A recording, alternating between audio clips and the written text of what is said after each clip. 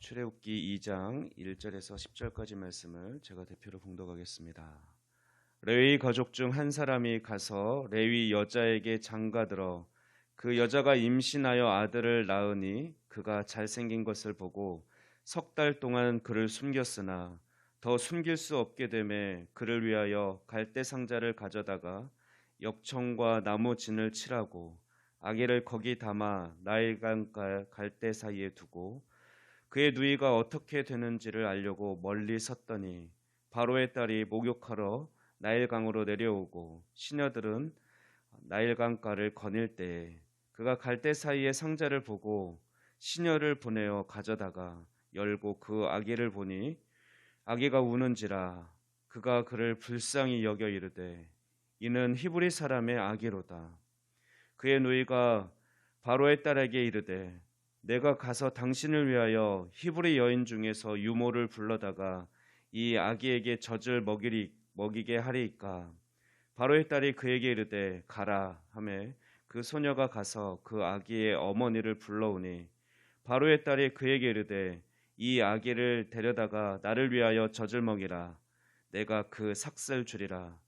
여인이 아기를 데려다가 젖을 먹이더니 그 아기가 자라매 바로의 딸에게로 데려가니 그가 그의 아들이 되니라.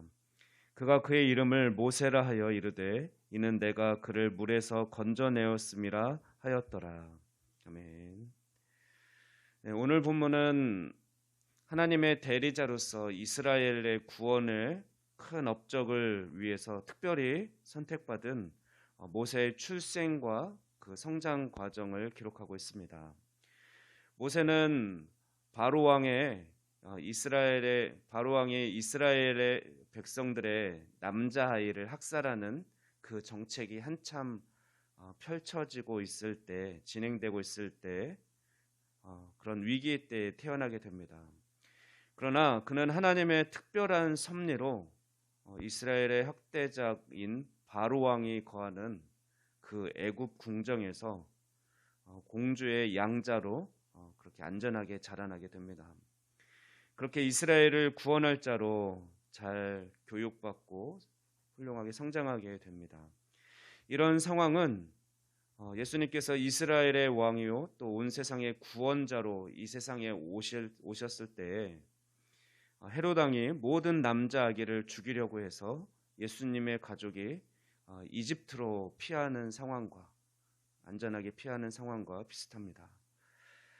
공주는 양자 삼은 아들의 이름을 아들이라는 뜻의 이집트어 모세라고 부릅니다.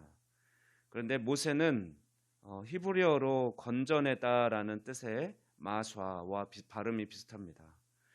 아기가 히브리인의 아기일 것이라고 알고 있었던 공주는 건져내다라는 뜻과 또 마샤라는 건져내다라는 그 히브리어의 마샤라는 발음이 비슷하면서도 또 아들이라는 의미를 가진 모세로 이 두 가지 의미를 담아서 모세로 이름을 지었을 것입니다. 애굽의 공주에게 건져냄을 받은 이 모세는 장차 이스라엘 백성을 애굽에서 건져내는 자로 부름을 받고 그 사명을 감당하게 될 것입니다. 오늘 기록한 모세의 출생과 그가 죽음의 위기에서 안전하게 생명을 지켜가고 또 잘 성장할 수 있게 된 이 이야기는 결코 우연이 아니고 하나님의 놀라운 섭리입니다. 모세의 어머니 요게벳은 석 달 동안은 모세를 숨기며 키워왔지만 이제 성장함에 따라 점점 우는 소리가 커지고 몸도 더 성장하면서 결국은 그가 세상 밖으로 나가야 하기 때문에 더 이상 숨기지 못할 것을 알고 물이 새지 않도록 역청과 나무진을 칠한 갈대 상자에 아기를 담아서 나일강가 갈대 사이에 둡니다. 그런데 때마침 목욕을 하러 나온 바로의 딸이 그 시녀들이나 그 어느 누구보다도 가장 먼저 그 아기를 발견하게 하십니다. 그리고 하나님께서는 또 공주의 마음에 그 아기 모세를 불쌍하게 여기는 마음을 넣어주셔서 그를 살리고자 하는 마음을 주십니다. 그리고 또 때마침 아기가 잘 살아가길 간절히 바라며 기도하는 마음으로 어떻게 되나 지켜보던 모세의 누이 미리암이 이 모습을 보게 되었고, 공주의 그 반응을 보고 미리암은 용기를 내어서 공주에게 다가가 아기를 위해 유모를 구해서 젖을 먹이게 하겠냐고 물었습니다. 그러자 공주는 또 흔쾌히 어서 가서 유모를 찾아오라고 보냅니다. 그렇게 해서 미리암은 공주에게 자신의 어머니이자 또 모세의 어머니인 요게벳을 유모로 소개합니다. 어찌할 수 없어 울며 아기를 주님께 맡기며 강물에 흘려보냈지만 요게벳은 오히려 삭슬 받으면서 아들을 젖먹이고 안전하게 키울 수 있게 되었습니다. 이 얼마나 놀랍고 감동적인 이야기입니까? 우연이라고 하기에는 너무나 훌륭하고 완벽한 스토리입니다. 이 모든 것은 역사의 주관자 되시는 하나님의 놀라운 시나리오였고, 또 하나님께서 직접 모세를 택하시고 또 부르시도록 안전하게 지켜가는 연출도 하나님이 직접 하신 것이죠.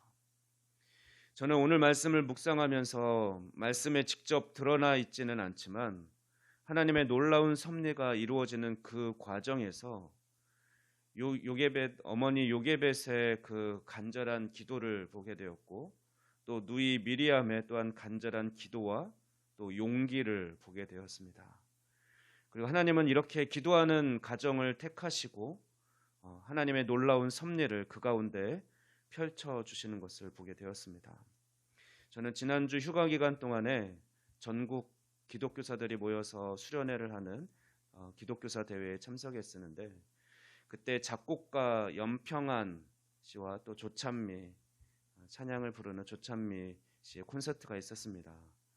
초등학교 교사 출신인 작곡가 연평안은 둘째, 셋째 아이를 쌍둥이 자녀로 낳게 되는데 임신 29주 만에 그렇게 태어나는 조기 출산으로 1.35kg, 1.5kg도 안 되는 초미숙아로 그렇게 두 자녀가 태어나게 되고, 또 출생 과정에서 뇌출혈이 있어서 40일 넘게 그 두 아이를 중환자실에서 그렇게 돌보아야 하는 그런 안타까운 상황, 두 아기를 바라보며 부모로서는 아무것도 할 수 없는 상황에서 그 아기들을 위해 간절히 기도하는 그 상황에 오늘 본문 말씀을 묵상하게 되었다고 합니다.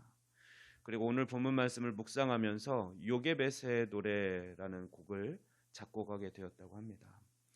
예전에 김문철 지사님 가정이 특송을 했었던 적이 있는데요.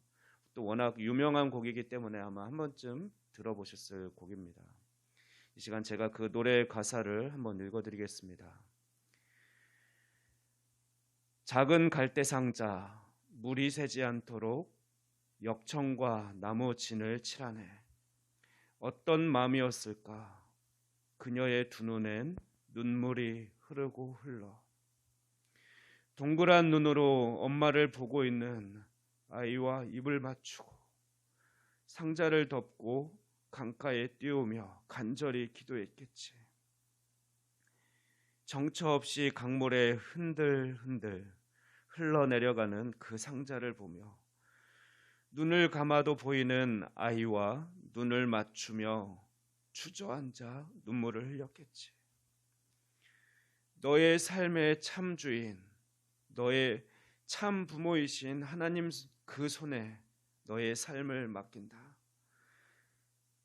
너의 삶의 참 주인, 너를 이끄시는 주 하나님 그 손에 너의 삶을 드린다. 그가 널 구원하시리. 그가 널 이끄시리라. 그가 널 사용하시리.